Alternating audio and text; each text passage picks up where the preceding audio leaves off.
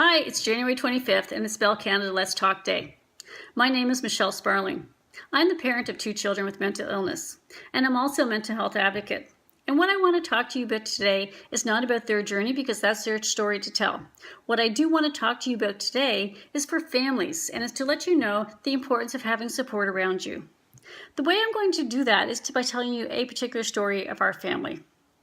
Now, I'll add the Canadian twist to it in that I play hockey. And I play hockey with a group of ladies that I've been together with for about the last 13 years. When one of our children was diagnosed with a mental illness, I didn't shy away from talking about it.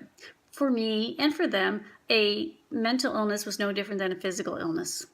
It wasn't by choice that it happened. It wasn't because we didn't sing enough happy songs when they were little. It wasn't because I was a bad parent. It just happened. And so I would talk about this in the dressing room, and I would learn their stories as well about how they were touched with mental illness, or where they had their own experiences as personal or within their family.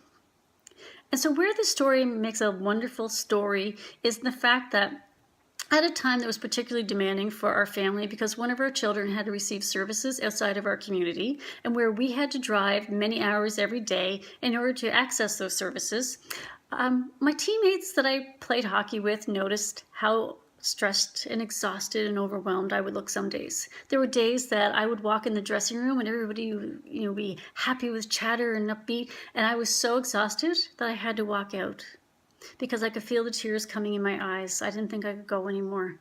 And I would get these wonderful hugs from this group of ladies. And then one day I got a phone call during the time that we were accessing these services. The services were for 16 weeks. And I got a phone call from one of my dear friends on my team, and she said to me, "We've done something because we can see the toll this is taking on you. What we've done is we've organized a meal brigade. And we're telling you it's done and you have no choice. And we're telling you because we know that you would say no."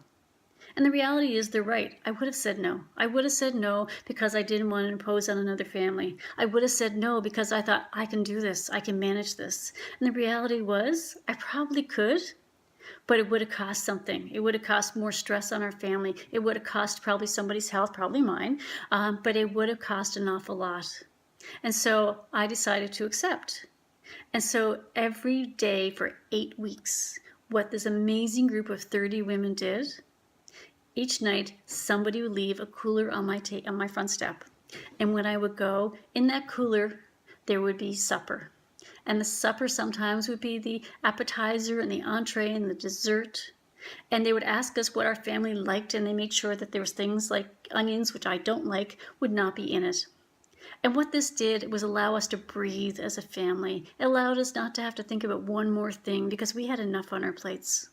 And what I found through this is that I realized that often we underestimate what it takes to have somebody else be that light for you to help you navigate through the darkness. This reminds me of a quote from Leo Buscaglia. And the quote basically says, "Too often we underestimate the power of a touch, a smile, a kind word, a listening ear, an honest compliment, or the smallest act of caring, all of which had the potential to turn a life around." In this case, this amazing group of hockey players, this amazing group that I call friends, turned a family's life around by giving us the chance to breathe. I am truly blessed and privileged to know these ladies, and I will forever carry them in my heart. I have more gratitude than I know what to do. I will never be able to repay them because of what they did for us. And and it wasn't just the meals. Sometimes it was the care package of cookies. It was just the hug, the cup of tea, the card. It was something. So what I am saying to you, families, is reach out, let people know. And what I'm saying to you who are wondering what you can do for the families or friends who are going through mental illness, because mental illness does not just impact the person who's dealing with it, it impacts those around them, their family and friends, is to reach out. Tell them what you're going to do for them. Ask them what you can do. Help them with the yards cleanup sometimes. Help them with a meal. Let the mental illness become that casserole meal.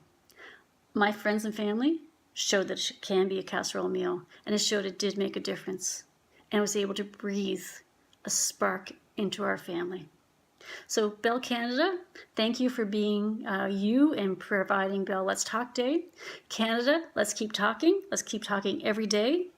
And let's not just talk, let's do. Because mental illness affects 1 in 5. 4 in 5 know somebody who has been touched.